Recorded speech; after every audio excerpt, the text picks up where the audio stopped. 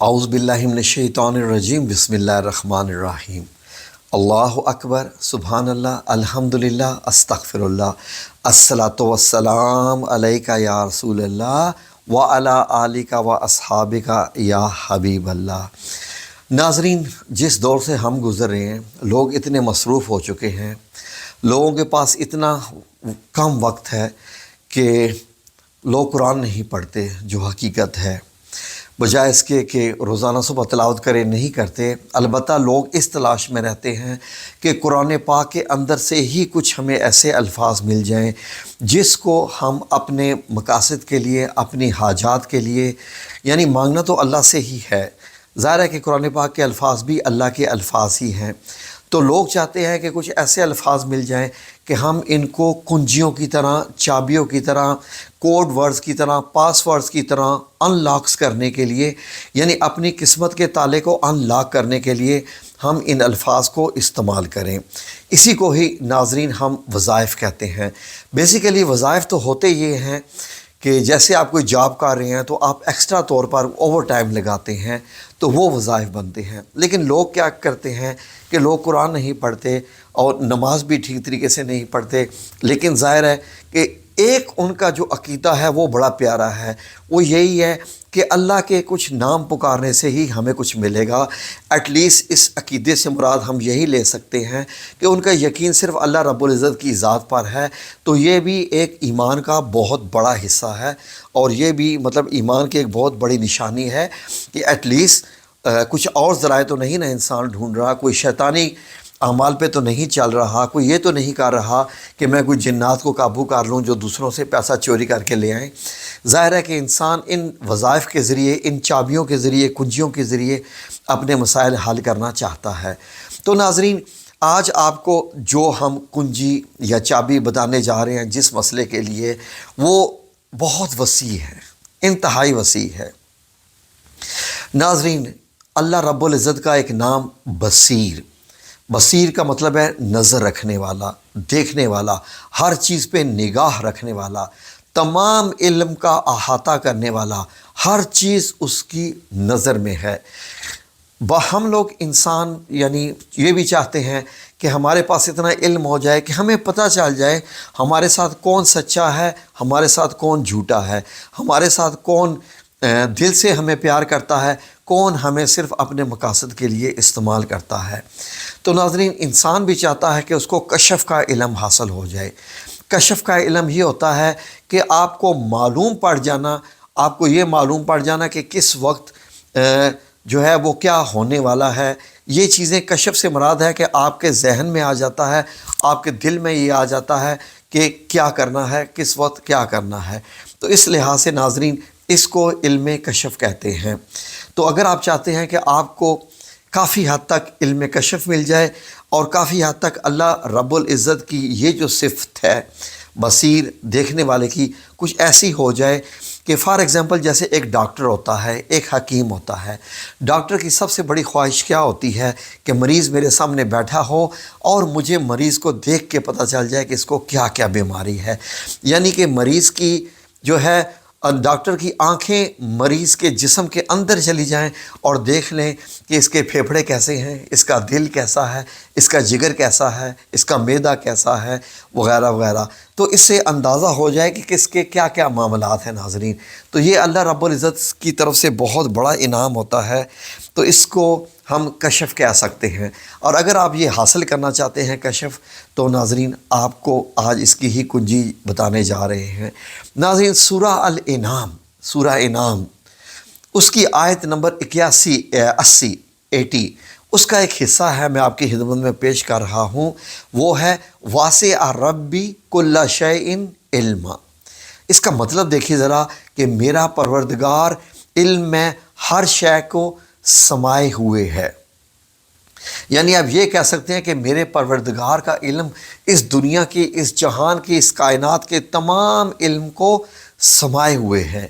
یہ آیت بہت بڑی ہے ناظرین، یہ آیت اس چیز کا اشارہ دیتی ہے کہ اللہ رب العزت کا جو علم ہے وہ اتنا وسیع ہے، یعنی کہ پتھر کے اندر کے کیڑے کو بھی دیکھتا ہے، سمندر کی گہرائی میں رہنے والی مچھلیوں کو بھی وہ دیکھتا ہے، کون سے کیڑے کو خوراک چاہیے، اور زمین کے اندر، اور زمین تو کچھ بھی نہیں ہے، اس کے علاوہ کیا اور تھوڑی کائنات ہے؟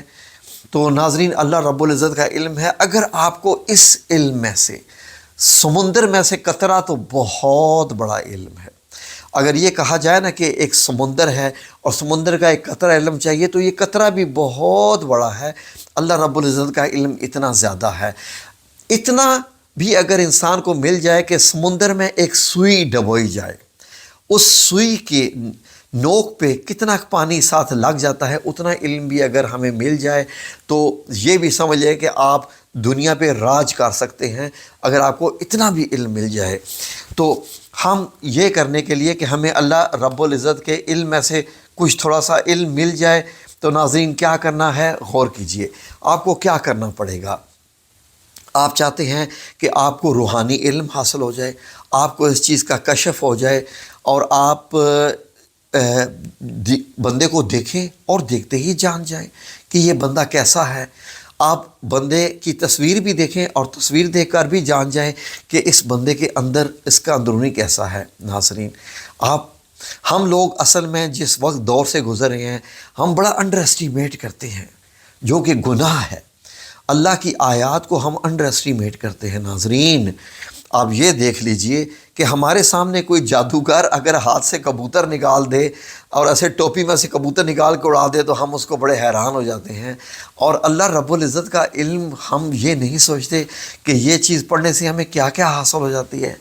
حضرت سلیمان کے دربار میں حضرت آصف بن برقیہ کا، ملکہ بلقیس کا تخت لانا، یقین کیجئے کہ قیامت تک کے لوگوں کے لیے ایک مثال ہے کہ اللہ رب العزت کے علم کو آپ کیسے استعمال کر سکتے ہیں۔ اب ان کے پاس علم لادنی ہے۔ علم لادنی کیا ہوتی ہے؟ وہ آپ کو اللہ رب العزت دیتا ہے، آپ کو کسی کتاب سے نہیں ملتا۔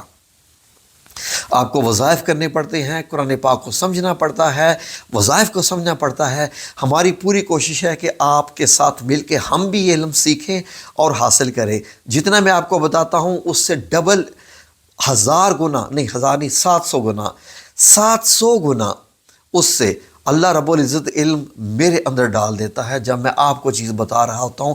یہ میں جانتا ہوں، اسی لیے میری کوشش ہوتی ہے کہ میری ویڈیو آپ لوگوں تک چلے نہ چلے، وائرل ہو نہ ہو، میں یہاں پر علم بتاتا رہوں، کیونکہ میں خود علم سیکھ رہا ہوں۔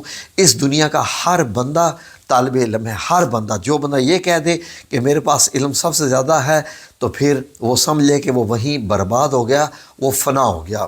حضرت موسیٰ علیہ السلام نے اللہ رب العزت سے کہہ ڈالا کہ میں پیغمبر ہوں، میرے ساتھ آپ کی بات ہوتی ہے، مجھ سے زیادہ علم والا کون ہے؟ تو اللہ رب العزت نے فرمایا، موسیٰ ایسا مت بولو، ایک شخص ہے جس کے پاس تمہارے سے بھی زیادہ علم ہے۔ وہ حضرت خضر علیہ السلام کے واقعات آپ نے پڑھے ہیں۔ تو ناظرین، اگر کوئی شخص یہ چاہے کہ اس کو یہ کشف حاصل ہو جائے، تو وہ یہ آیت جو میں نے آپ کی خدمت میں پیش کی ہے، وہ کیا ہے؟ وَاسِعَ رَبِّي كُلَّ شَيْءٍ عِلْمًا، یہ والی آیت روزانہ 1025 دفعہ پڑھے، روزانہ 1025 دفعہ پڑھے، تو اس سے باطنی علم حاصل ہونا شروع ہو جائے گا۔ یہ علم کہاں سے آئے گا؟